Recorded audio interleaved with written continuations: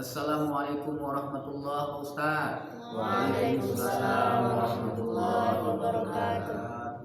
Begini Pak Ustaz, dalam pengajian kemarin kan saya ada bertanya sama Pak Ustaz tentang usaha, doa, dan tawakal, mana yang harus didahulukan.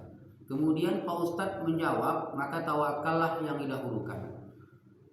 Tapi saya ada mendengar seorang ustadz yang mengatakan antara usaha dan tawakal itu, dia mengatakan bahwa tawakal itu dibelakangkan.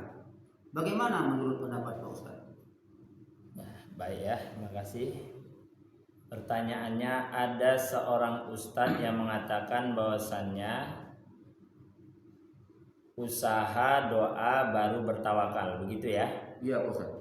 Ini semua dikarenakan salah di dalam memahami tawakal itu. Maka akhirnya apa?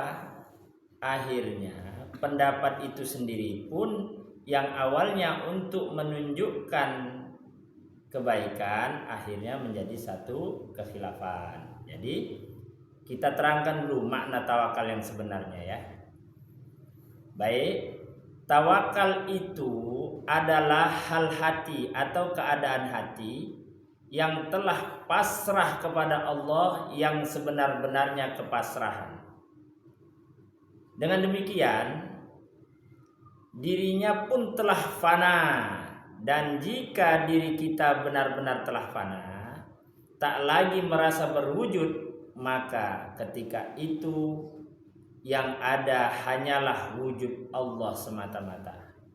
Dengan demikian, ruhnya telah menerima segala penyaksian dari Allah bahwasanya hanya Allah lah yang berwujud.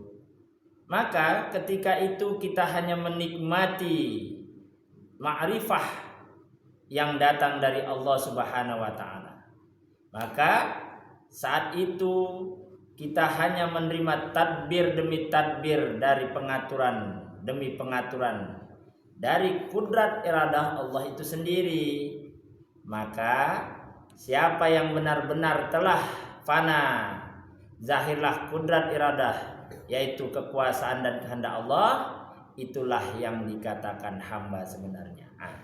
Apabila orang telah merasa benar-benar fana, maka saat itu diri hamba telah ibdal, berganti, diambil alih oleh Allah. Maka ketika itu seorang hamba benar-benar telah mendapat rahmat dari Allah. Terima kasih, dah gitu aja ya. Baik Pak Ustadz, terima kasih. Pak Ustadz, bagaimana pula hubungan usaha, ikhtiar, dan tawakal itu sendiri untuk memahaminya? Baik, terima kasih. Di sini sebagaimana yang pernah saya terangkan di awal, kita harus bisa membedakan dulu apa makna usaha, ikhtiar, dan tawakal, sehingga tidak bersalahan di antara pemahaman satu dengan yang satunya. Saya terangkan seperti yang telah saya sampaikan kemarin. Usaha itu adalah bentuk dari satu perbuatan atau pekerjaan. Misalnya seseorang berusaha, bentuknya apa? Mungkin dia nelayan, dia kerja sebagai nelayan, dia kerja sebagai bertani, dia bekerja sebagai memiliki suatu perusahaan, atau dia bekerja sebagai menarik ojol sebagainya.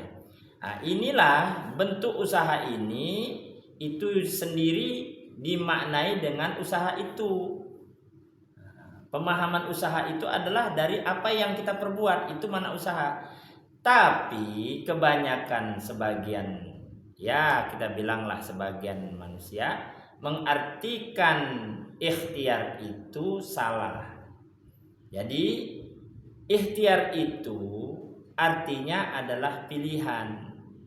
Di dalam tauhid, di dalam bertauhid itu bahwasannya orang yang benar-benar bertauhid kepada Allah, maka tawakalnya, kepasrahannya itu, ikhtiar itu disandarkan kepada pilihan Allah. Si hamba tidak bisa memilih karena si hamba itu hanya dalam tadbir pengaturan Tuhannya. Nah, jadi di sini jelas usaha itu adalah bentuk dari sesuatu perbuatan seorang manusia. Sedangkan ikhtiar itu adalah pilihan seorang hamba yang dia sandarkan pilihannya itu semata-mata pilihan Allah.